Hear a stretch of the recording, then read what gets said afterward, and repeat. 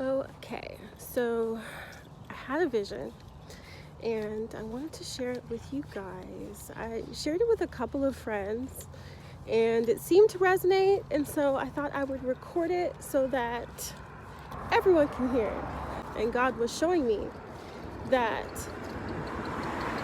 you thought that you were in control, but it's not the case, okay? You thought you were in control, but God's in control, okay? And this is the vision. So God showed me an image of myself as a baby, okay? And baby in arms, like not like a toddler, but I mean like a baby in arms, like a total infant. And God was like, look at how helpless you were. Like, you were hungry, you could not feed yourself, you were, a soiled diaper, you couldn't change yourself. And you were naked. Literally, someone comes and puts clothes on you, you get cold, someone puts a blanket on you, and you're not in control at all, right? And God was like, you thought that because you started walking and talking and doing things for yourself, that meant that you were in control.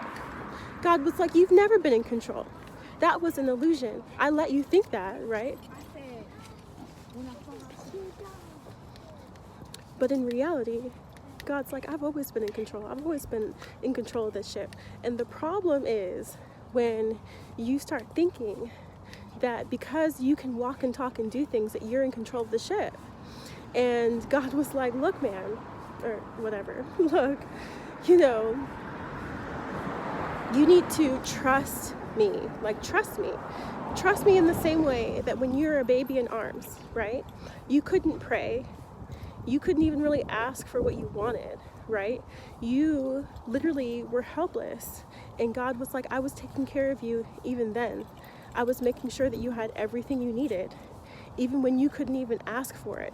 And so God was like, look, like, trust me, everything you need, whether it's food, whether it's clothing, whether it's whatever, I will make sure that you have that. And you need to trust that everything's going to be in my hands, that I'm going to take care of it, And I just thought that was such a powerful lesson, because we think that because we're adults and we can do things for ourselves, that we're in control of the ship. God was like, no, you need to sit in the back seat. Like, just like when you're a baby and you're in that little baby seat in the back seat, like, and someone else is driving you around and telling you where to go and what to do. God was like, that hasn't changed. That hasn't changed. You just thought that it changed. It never changed. You're still that same baby sitting in the back seat of the car of your life. And God is like, you can play like you're in control and spin your wheels and do all of this and create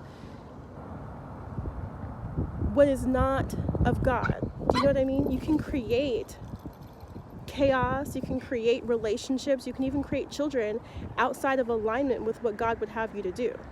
And then we wake up and we look at our life and we're like, why is my life confusion? And why do things seem disharmonious in a certain way, right? Why do I feel like I have all these things and yet things are not,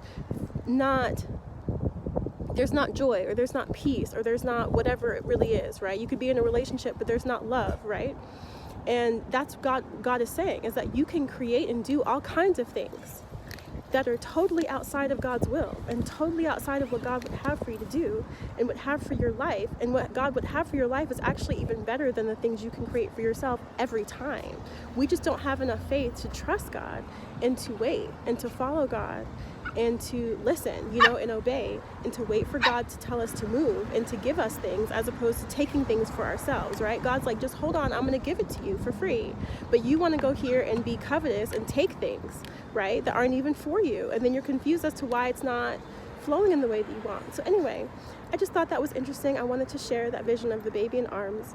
And in case that was helpful for someone else about surrender and why, it feels like taking action might feel like the right thing to do, which obviously we have to take some level of action, but it has to be action that is directed, that's guided, right? Not us looking at things that we want or looking at other people's lives and taking things that don't belong to us. We have to wait for God and wait for God to give us. And what God's going to give us is so much better than what we could give to ourselves through our own efforts. And so I just want to share that with you guys. I hope it resonates. I know it resonated with a couple friends, which is why I shared it. And as always, love you guys, and I'll see you on the next one.